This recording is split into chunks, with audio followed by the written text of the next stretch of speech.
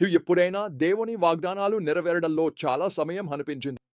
బహుశా మీరు ఏదో ఒక బ్రేక్ త్రూ, పునరుద్ధరణ లేదా పునరుజ్జీవనం కోసం ఎదురు చూస్తూ ఉండవచ్చు. అది ఎప్పటికీ జరగదనిపిస్తోంది. మీరు ఈ రోజు ఆ స్థితిలో ఉంటే, సైరస్ కథ మరియు నిర్వాసితుల తిరిగి రావడం మీకోసం.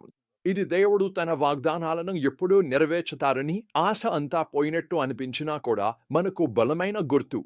దేవుడు వాక్యాన్ని నెరవేర్చినప్పుడు పునరుజ్జీవనం వస్తుంది. పునరుద్ధరణను, అపారమైన ఆనందాన్ని కూడా. ఈ కథలో మనం లోతుగా వెళ్ళి ఇది మనకు ఈ రోజున ఎలా ప్రోత్సాహం ఇస్తుందో చూద్దాం.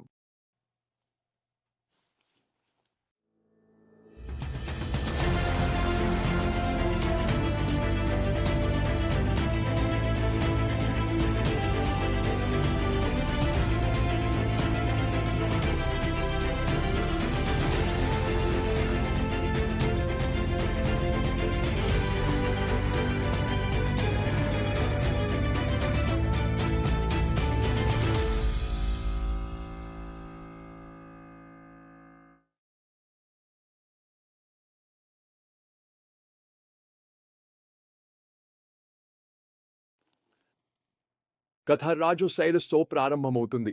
అతను యూదుడు కాదు, ఇశ్రాయేలు దేవునిని ఆరాధించడు. అతను శక్తివంతమైన సామ్రాజ్యమైన పర్షియా యొక్క రాజు. ఇక్కడే ఆశ్చర్యకరం ఉంది. దేవుడు సైరస్ హృదయాన్ని కదిలించి అసాధారణ పని చేయించాడు. 2 క్రానికల్స్ 36:22-23 మరియు ఎజ్రా 1:1-4లో మనం ఇది చదువుతాము. సైరస్ ఉత్తర్వు జారీ చేసి యూదా బానిసలను యెరూషలేముకు వెళ్లి దేవాలయాన్ని తిరిగి నిర్మించడానికి అనుమతించాడు. ఇది యాదృచ్ఛికంగా చేసిన దయా చర్య కాదు. ఇది దశాబ్దాల క్రితం ప్రవక్త యిర్మియా ద్వారా దేవుడు ఇచ్చిన వాగ్దానానికి నెరవేర్పు. దేవుడు చెప్పాడు, 70 సంవత్సరాల బానిసత్వం తర్వాత ప్రజలు తమ దేశానికి తిరిగి వస్తారు. ఇప్పుడు అది ఆయన చెప్పినట్లుగానే జరుగుతోంది. సైరస్ ప్రజలను కేవలం వెళ్లిపోవడానికి అనుమతించలేదు. వాళ్లను వెళ్లమని ప్రోత్సహించాడు. యెరూషలేము నాశనం అయినప్పుడు నెబుకద్నెజర్ దోచుకున్న పవిత్ర దేవాలయ పాత్రలను కూడా తిరిగి ఇచ్చాడు. ఆ దృశ్యాన్ని ఊహించగలరా? ఏళ్ల తరబడి బానిసత్వంలో ఉన్న తర్వాత యూదును చివరికి స్వేచ్ఛగా ఇంటికి వెళ్లారు. వారి పొరుగువారు వారికి మద్దతుగా నిలిచారు. వెండి, బంగారం, పశువులు, ప్రయాణ సరఫరాలు ఇచ్చారు.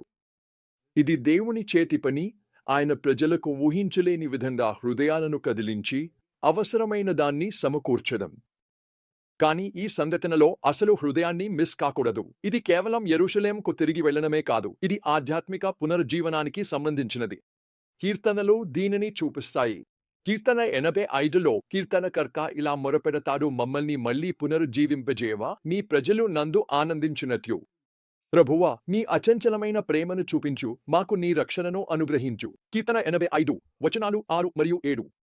కీర్తన 1:2-6లో దేవుడు తన ప్రజలను పునరుద్ధరించినప్పుడు కలిగే ఆనందాన్ని చూస్తాము. ప్రభువు సియోను భాగ్యాన్ని తిరిగి ఇచ్చినప్పుడు మేము కలలు కనేవారిలా ఉన్నాము. మన నోళ్లు నవ్వుతో నిండిపోయాయి, మన నాలుకలు ఆనందగీతాలతో నిండిపోయాయి. కీర్తన 126:1-2 దేవుడు తన వాగ్దానాన్ని నెరవేర్చినప్పుడు అది పునరుజ్జీవనాన్ని తీసుకొస్తుంది.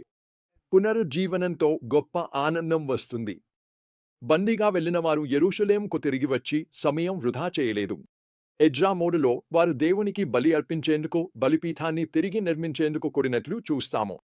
మోషే ధర్మశాస్త్రంలో ఆజ్ఞాపించినట్లుగా వారు గుడారాల పండుగను జరిపారు. చుట్టుపక్కల జనాంగాలను చూసి భయపడిన దేవుని విశ్వాసంతో ఆయన ఆజ్ఞలకు విధేయంగా ముందుకు సాగారు. ఆలయ పునాది లేసినప్పుడు అక్కడ భావోద్వేగాలు కలదలిపి ఉన్నాయి. కొంతమంది ఆనందంతో అరవగా, మరికొంతమంది పాత ఆలయ మహిమను గుర్తు చేసుకుని ఏడ్చారు. అయితే ఈ అన్నిటిలోనూ వారు దేవునిని స్తుతించారు, ఎందుకంటే ఆయన తమతో ఉన్నాడని, ఆయన వాగ్దానాలు నెరవేరుతున్నాయని వారికి తెలుసు. కాని జరుగుతున్న వాటిని చూసి అందరూ సంతోషించలేదు.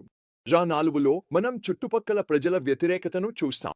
వారు యూదులను నిరుత్సాహపరిచేందుకు ప్రయత్నించారు, పనిని ఆపేయించేందుకు అధికారులకు లంచం ఇచ్చారు. అయినా వ్యతిరేకత ఎదురైనా దేవుని ప్రజలు దృఢంగా నిలిచారు.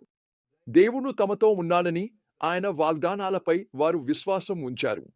ఈ సత్యాలను ఈరోజు ఎలా వర్తించుకోవచ్చు? మొదట, దేవుడు తన వాగ్దానాలను ఎప్పుడూ నెరవేర్చుతారని గుర్తుంచుకోవాలి. దేవుడు సైరస్ ద్వారా యిర్మీయా చెప్పిన మాటను నెరవేర్చినట్లే ఆయన మనకు ఇచ్చిన వాగ్దానాలను కూడా నెరవేర్చుతాడు. అది మనం ఊహించిన సమయం లేదా విధంగా ఉండకపోవచ్చు. దేవుడు విశ్వాసయోగ్యుడు. ఈ తరంలో అవసరమైన గొప్ప లక్షణాల్లో ఒకటి సహనం. ఎదురు చూడడం నేర్చుకోవాలి. ప్రభువును ఆశ్రయించి ఎదురు చూడండి.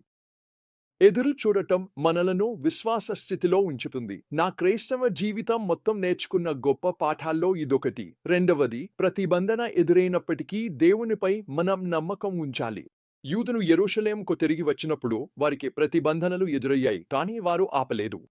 వారు దేవునిపై దృష్టి పెట్టి విశ్వాసంతో ముందుకు సాగారు. దేవుని ప్రతి కార్యానికి ప్రతిబంధనలు వస్తాయి, కానీ మనం ప్రతిబంధనలపై కాకుండా దేవుని మీద, ఆయన పిలుపుపై మన దృష్టిని నిలిపి ఉంచాలి. చివరగా, దేవుని చేస్తున్న కార్యాలలో ఆనందించాలి. ప్రవాసులు యెరూషలేముకు తిరిగి వచ్చినప్పుడు వారు కేవలం దేవాలయాన్ని తిరిగి నిర్మించలేదు. వారు ఉత్సవంగా జరిపారు. దేవుని విశ్వాసం. వారు బలును అర్పించారు, స్తోత్రగీతాలు పాడారు, ఆయన చేసిన ప్రతిదానికి కృతజ్ఞతలు తెలిపారు. అదేవిధంగా మన జీవితాల్లో ఆయన చేస్తున్న కార్యాలకు దేవునిని ఆరాధించడానికి మనం సమయం కేటాయించాలి. కైరస్ కథ మరియు ప్రవాసుల తిరిగి రాక దేవుడు ఎప్పుడూ కార్యంలో ఉన్నాడని మనకు కనిపించకపోయినా కూడా మనకు బలమైన గుర్తు. ఆయన తన వాగ్దానాలకు నమ్మకంగా ఉంటాడు. వాటిని నెరవేర్చినప్పుడు అది పునరుద్ధానం, ఆనందాన్ని తీసుకువస్తుంది.